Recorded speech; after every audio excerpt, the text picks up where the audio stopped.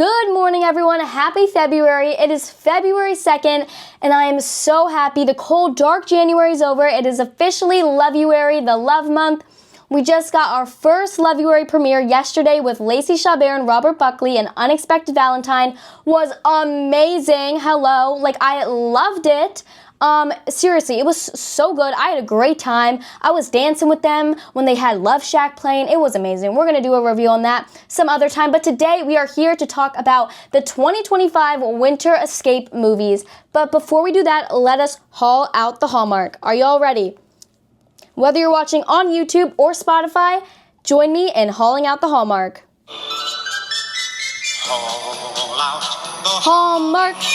Okay, now that the Hallmark is hauled out, we are going to talk the 2025 Winter Escape movies. Now, in a total of these Winter Escape movies, me personally, I didn't like them. It felt like January, dark and cold and boring. I'm sorry, I'm just going to say it. They were boring. I was really losing hope. I was like, please tell me 2025 Hallmark movies will not be like this. I know a lot of people also didn't like them. I've heard a lot of people say they didn't like them. I heard a few people say that they really liked them. But I've heard a lot of people say that they didn't like them. And I'm just going to have to go ahead and agree with that. I didn't really like these movies. There was one I did like. There was one I actually thought was quite good and definitely up to Hallmark par. But we're going to be talking about them. Winter Escape, they released 4 new movies, and that was A Love of the Irish, Polar Opposites, My Argentine Heart, and A Perfect Setting, and they release them every Saturday at 8 p.m. ET, Eastern Time. We're going to talk all of them, starting with Love of the Irish. Love of the Irish had Mariah Kelly and Stephen Hagen in them, and I didn't like that movie. I really didn't. It was boring to me. I mean, to be honest, each movie, if you can relate to it, it really helps you, and you really like it. I mean, I couldn't really relate to any of this movie at all, and it was just boring. Basically, if you didn't see it, it is all a blur for me, so excuse me, but she went to Ireland to try to go find her grandma, which was her mom's biological mom. It was her and her mom that went. She ended up finding a guy. The guy had a daughter, and she wouldn't buy a dance studio. That's kind of what I got from it. There's a lot more to it. The grandma ended up working at a museum, and they had to find her. There's a lot more deeper into it. That's just my gist, and that's my little haul out the Hallmark recap that we got there. I really didn't like this movie. It was just boring is the main part of it. And the worst part, okay, so this movie I ranked 2 out of 10 on my little list, and here's how I rank my movies. I rank them, well, for these movies, they're Winter Escape. They're all travel movies. So I put a category of sense of culture because, we have Ireland, Argentina,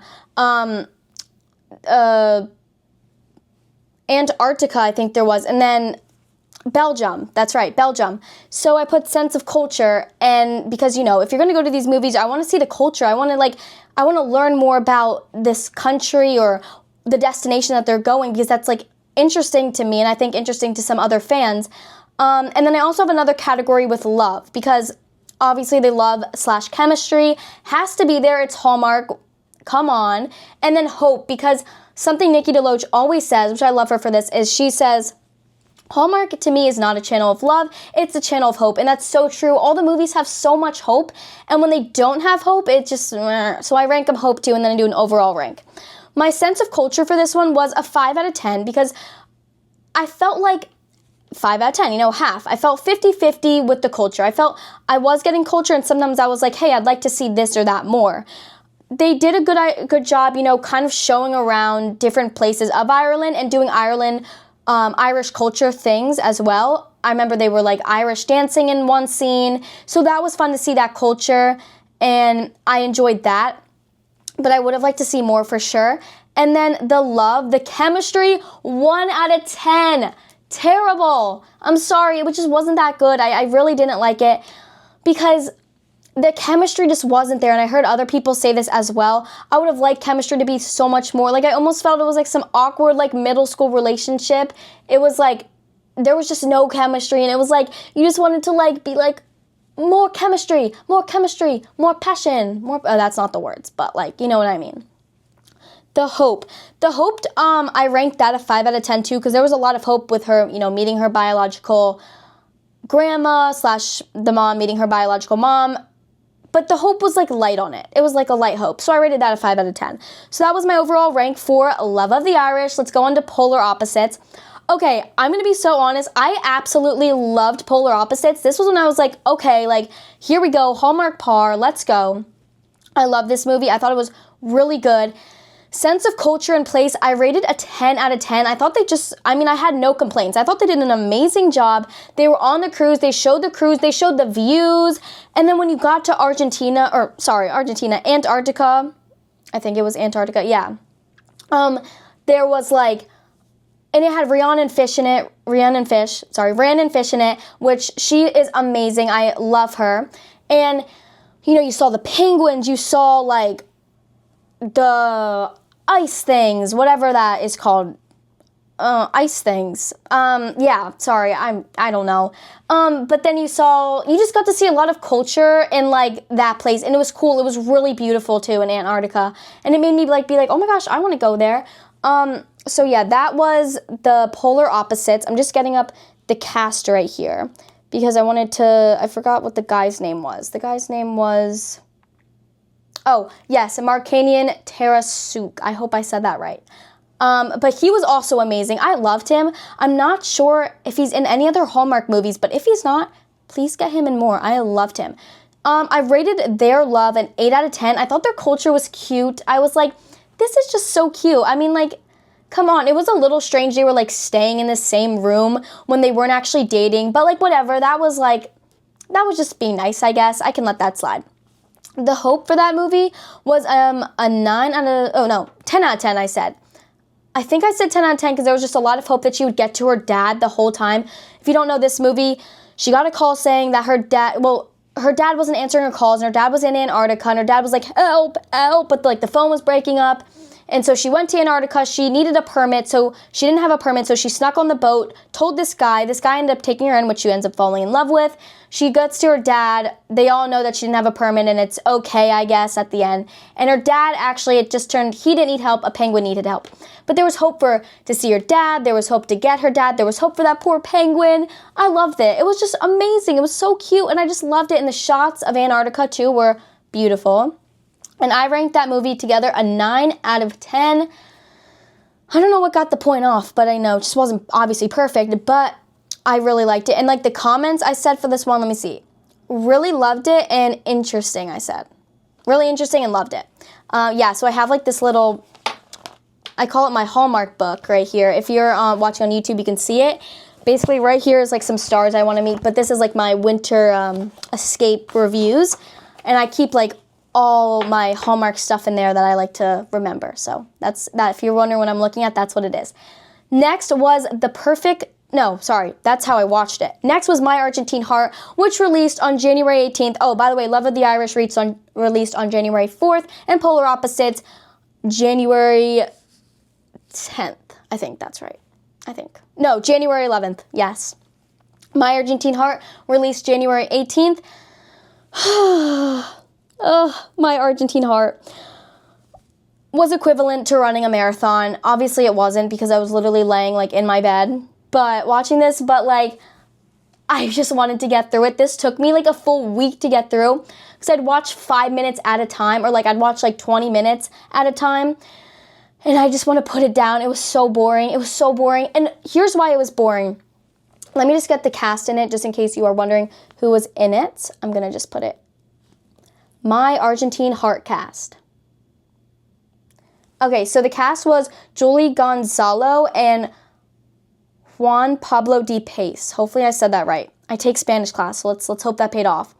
And then the other, like, leads or, like, supporting characters, her, like, sister. I think it was her sister or Fred. I couldn't really pick that up. But Valentina Ferrani. And I'm not even I'll try to read the other name, but excuse me, please, if I get this one wrong. Aliso Baron Uvio. I definitely said that wrong. My apologies. I need to do pronunciation things. The cast wasn't bad. I don't think I have anything to say about the cast. It was so boring. The sense of culture and place was a 2 out of 10 because all I saw was horse stables and grass. Basically, this again was a blur for me. But she went to her Argentina, which, like, she used to go every summer, and she found her old crush there, and she went to like save some horse stables. I'm not really sure. It was just boring. They were talking about business and the horse stables almost the whole time, almost the entire time. They were just walking and talking, walking and talking. There was no action. It was like all walking and talking, and no progressiveness either. Like we weren't like progressing the relationship by doing this. It was a very slow progressive, and it was just so boring, so boring. The love was a 3 out of 10. I really didn't feel too much chemistry between them. All I felt was the steps that they were getting in, walking everywhere. They just kept walking. Although I have a favorite part. I love when she dances the tango with him, because that was like in every sneak peek, and that's when I was like, this movie's gonna be good. But that's only because that was the only time they really showed culture, except they went to like the, I don't know, like the plaza or whatever one time, but then they were about to dance and then they left. Like, hello, please.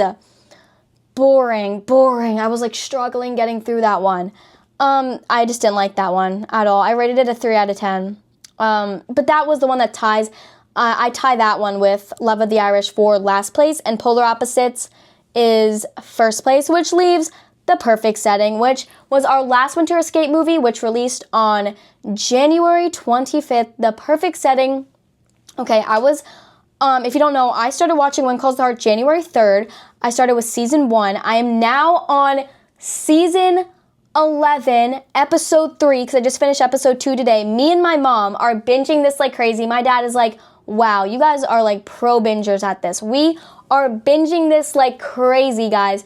We're watching like 2 seasons a week. Like, we started January 3rd, and we watched 11 seasons and 3 episodes in that time. And we're almost there. We're only a season behind right now. We're probably going to get to it within like a week or 2. So, just saying, we were binging, when this came out, we were binge watching When Calls the Heart on Hallmark Plus. And then I was like, Mom, I hate to break it to you, but we need to pause this. I need to watch A Perfect Setting, because yes, I can watch these the next day, but there's something like special about watching them live. It feels more like exciting. I don't want to watch all of them live, but I like to watch a few live. Like, I watched An Unexpected Valentine live yesterday. That was amazing. And it's just fun. It feels fun. So my mom was like, because she wanted to finish When Calls the Heart. But we watched that. It was okay, actually. It wasn't terrible like My Argentine Heart and Love of the Irish were, but it wasn't as good as Polar Opposites. I rated Sense of Culture in place of 5 out of 10, because I would have liked to see Belgium more, even though they took us into, you know, the sense of the plaza. They had like a plaza place that they were in and stuff like that. It was basically about this girl that hated her jewelry job. She really wanted to be a jewelry designer herself, which I think her dad is. So she went to Belgium and she fixed someone's ring outside a jewelry store, which the guy that she ends up getting with at the end worked at that jewelry store, and that's how it all happened, I guess. Yeah, it was kind of, and then they like entered a contest for who could design the best jewelry. She ended up winning like the fan award, like the people's choice, I guess you could call it. And the guy who she was up, his dad ended up like cheating the race, so he left and threw a hissy fit, and then she had to go get her. It was kind of interesting. I mean, I kind of liked it. I liked the jewelry aspect. I like jewelry, so that was fun. And I think it was interesting. I just think some parts were dragging, some parts were boring. I thought the leads in it were good. Let me get the names of the leads. So I thought the leads in it were actually, they were like good actors. I would like to see them on more shows or more movies. Perfect Setting cast. Okay, let me see this one. Lacey J. Maley and David Eslendorn. Hopefully I got that right. Again, not amazing on the pronunciation. I thought their sense, culture, and place was a 2 out of 10. Like I said, there was really only the plaza. Other than that, it was a bunch of jewelry stores, which I didn't really mind. The love and the chemistry was, this one was like a 3 out of 10. I wasn't, sorry. I was like gonna say, wait, the 3 out of 10? No, I was reading My Argentine Art. This one was a 9 out of 10. This one was really good. They had like a nice kiss, midway. That was cool. It was like secretive and cute, and I liked that. And they were just like, it was so much like Romeo and Juliet. I'm reading that in my school right now, so I'm in 9th grade. I don't know if anyone else reads that in 9th grade, but we're reading that. So much like Romeo and Juliet. Both the families are like competing against each other. They both have jewelry businesses, and they're not allowed to speak to each other. Like, they're really not supposed to be speaking to each other because they're in a contest. But then they sneak behind each other's back and go and make out. And, well, they made out like once, but they go and like get together and stuff. It was really cute on that aspect. Luckily, no tragic ending with that. It was a happy ending, unlike Romeo and Juliet. But I thought that was adorable. I thought that was so cute. Like a modern day off-brand change of story Romeo and Juliet. So I actually really liked that. And then The Hope was a 9 out of 10 because there was just a lot of hope throughout the whole place with the jewelry businesses, her job, them getting together. I liked the hope in that one. Overall, I rated this a 6 out of 10 because it was a little boring, but it was cute. And that is my winter escape movies.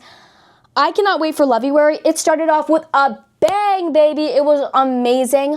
Absolutely loved it. So I cannot wait for that. I had such a great time talking to you guys about Winter Escape. Let me know what your favorite Winter Escape movie was, or maybe your least favorite, or what you thought. If you have any questions or anything about Hallmark you want to say, I'm here for it, because always Hallmark and chill. If you see my sweatshirt, if you're watching on YouTube, my sweatshirt says Hallmark and chill, which is like Netflix and chill. I really like that. If you are looking for Hallmark merch, by the way, I recommend Etsy. I recommend Dressing Festive, the Hallmark store, obviously. And yeah, that's basically where I get my Hallmark merch. And I cannot wait to do more podcasts coming soon. Maybe I'll do like a When Calls the Heart podcast. Right now it's just me. Usually I have someone joining me, either my mom, because I always watch Hallmark with my mom. So maybe we'll do like a little When Calls the Heart podcast with me and my mom, hopefully. I did it with my friend Sloan before too. She usually just watches the Christmas movies though, but we'll see. I want to get more people on here as well.